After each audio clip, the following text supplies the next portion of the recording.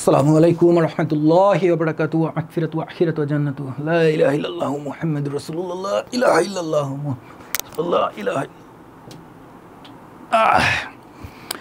Hello welcome back hello everyone welcome back to FK English. আপনাদের সাথে আছি আমি ফয়সাল খান। আসসালামু আলাইকুম। আজকে যে টপিকটা নিয়ে আমরা আলোচনা করব সেটা হচ্ছে আই অ্যাম বিজি। খুবই কমন ওয়ার্ড, প্রায় আমাদের বলতে হয়, প্রতিদিন না হলে একবার করে মানুষকে বলতে হয় I am busy.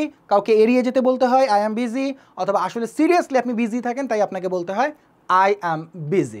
So I am busy যেটাই বলেন না কেন, সো এটা না বলে আপনি আরও কী কী বলতে পারেন সেই জিনিসটা নিয়ে আজকে আমরা আলোচনা করব। Let's get started. So I am busy না বলে আপনি চাইলে বলতে পারেন I am fully occupied.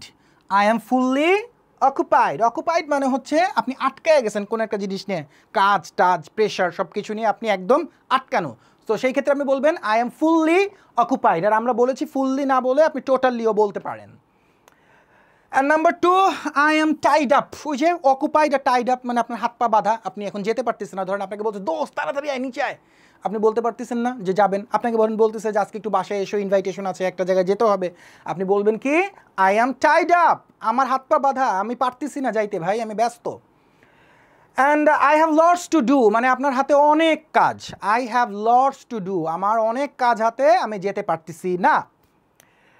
Number four, আপনি চাইলে বলতে পারেন I am unavailable right now. I am unavailable right নাও। হয়তো কেউ আপনাকে বললো যে চলেন না এক কাপ কফি খাই, বললে তো আপনি যাবেন আমি জানি। তারপরও যদি বলে কেউ আপনাকে যে চলেন এক কাপ কফি খাই, একটু দেখা করি, কোনো এক জায়গায় যাই, তো আপনি সেই ক্ষেত্রে আপনি বলতে পারেন I am unavailable right now. I am unavailable right now, অথবা বলতে পারেন I am not available right now, অথবা অ্যাট দিস মোমেন্ট।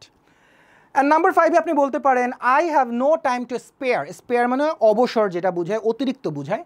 তো আমার অতিরিক্ত কোনো সময় হাতে নেই বা সময় নষ্ট করার কোনো সুযোগ নেই, সেক্ষেত্রে বলবেন I have no time to spare.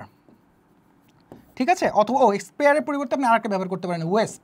I have no time to waste মানে সময় নষ্ট করার আমার কোনো সুযোগ নাই। I have no time to spare, অতিরিক্ত সময় দেওয়ারও আমার কোনো সুযোগ নাই। অ্যান্ড ফাইনালি আপনি চাইলে বলতে পারেন I M booked up at this moment. Booked up মানে ওই যে ধরেন আপনি কোনো একটা জিনিস কিনতে যাচ্ছেন বা কোনো একটা রেস্টুরেন্টে বসতে যাচ্ছেন, তখন কি বলা হয় যে ভাইয়া এই সিটটা রিজার্ভড বা বুকড হয়ে গেছে না? ঠিক ওই রকমভাবে আপনি যখন কোনো একটা কাজে বুকড হয়ে যাবেন, ওই কাজটা বাদে এখন অন্য কাজ করা আপনার জন্য সম্ভব না, ইন দ্যাট কেস আপনি কি বলবেন আই অ্যাম বুকড আপ। ওকে, তাহলে চলুন আমরা একটু দেখে নেই যে কীভাবে আপনি বলতে পারেন আই অ্যাম বিজি।